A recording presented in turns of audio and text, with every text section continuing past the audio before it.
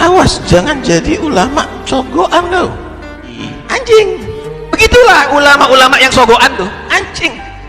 Dikasih sedikit ngelompat dia, wah dia merasa hebat. Kasih sekian melihat, wah sudah, anjing piaraan tuh. Anjing itu nurut pak. Dikasih belung, wah dia seperti dikasih emas. Oh dia terap.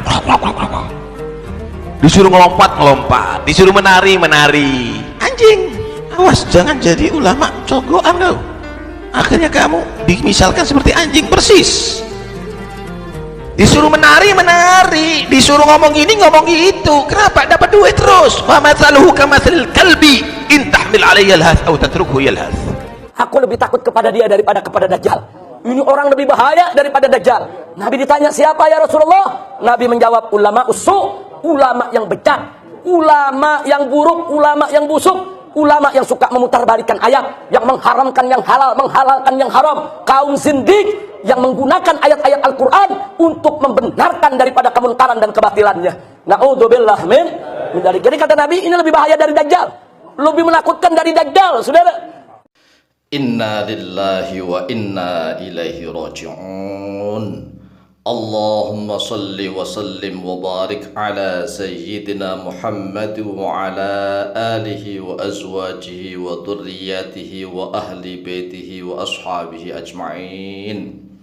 Saudaraku kaum muslimin wal muslimat rahimakumullah.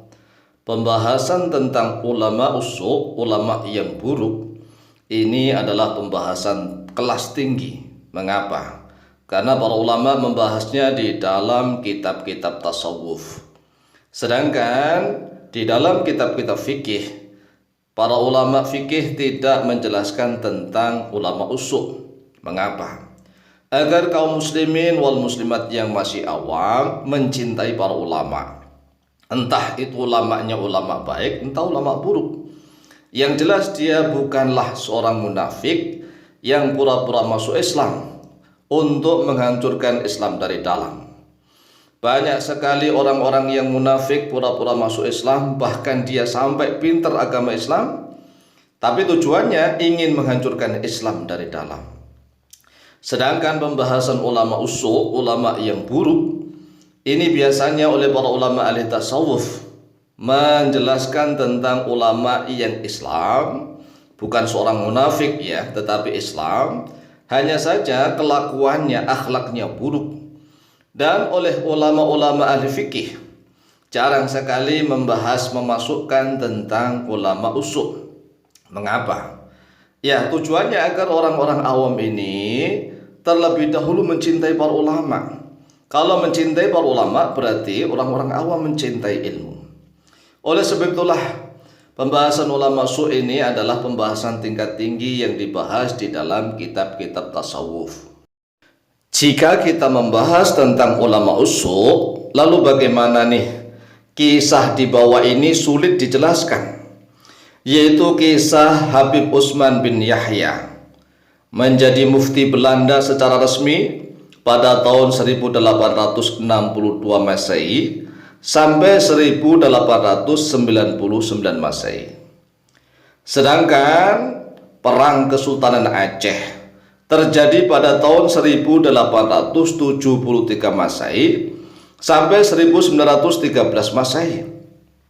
Yang kedua, Perang atau Geger Cilegon Banten tahun 1888 Masehi. Kedua perang ini terjadi ketika Habib Utsman bin Yahya menjabat sebagai muftinya Belanda.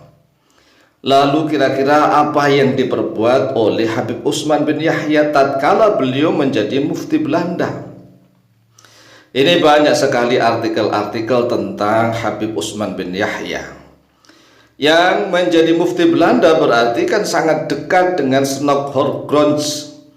Snokkhorgrons ini ya tercatat pada 30 Agustus 1886.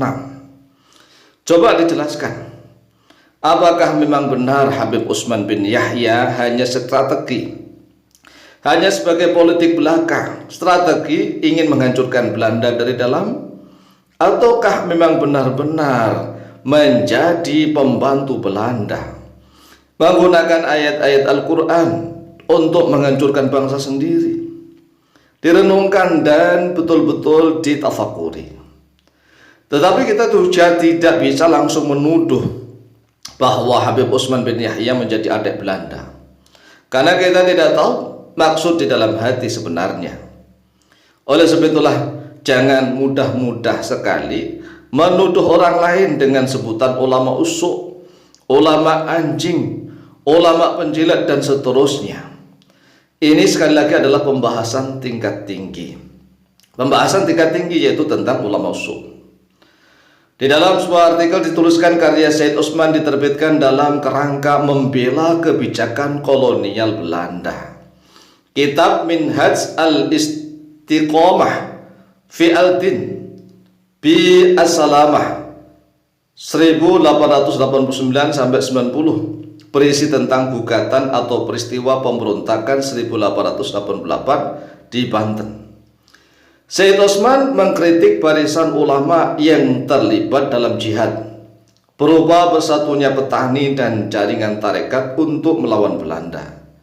Said Utsman menyebut jihad rakyat Banten sebagai ghurur atau delusi atas ajaran Islam yang benar.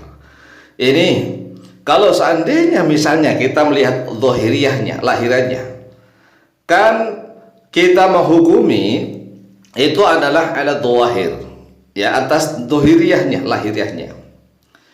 Sedangkan di Aceh ada siasatnya Teuku Umar. Teuku Umar itu pernah menjadi tentara Belanda, bahkan menjadi salah satu komandan tempur pasukan Belanda.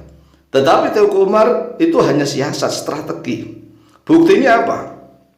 Buktinya Teuku Umar membawa banyak senjata dan bahkan pasukan untuk berbelot dari pasukan Belanda menuju pasukan Kesultanan Aceh. Kemudian Teuku Umar dengan persenjataan lengkap dari Belanda dan juga pasukan digunakan untuk memberontak kepada Belanda. Yang namanya Belanda menyebut para pejuang ini sebagai sebutan pemberontak, padahal namanya para pejuang ingin merebut tanahnya sendiri dari penjajah. Ya, ini perjuangan. Perjuangan adalah pahlawan. Sedangkan menurut Habib Utsman bin Yahya, setiap pejuang bangsa negara kita ini disebut sebagai pemberontak, sebagai guru.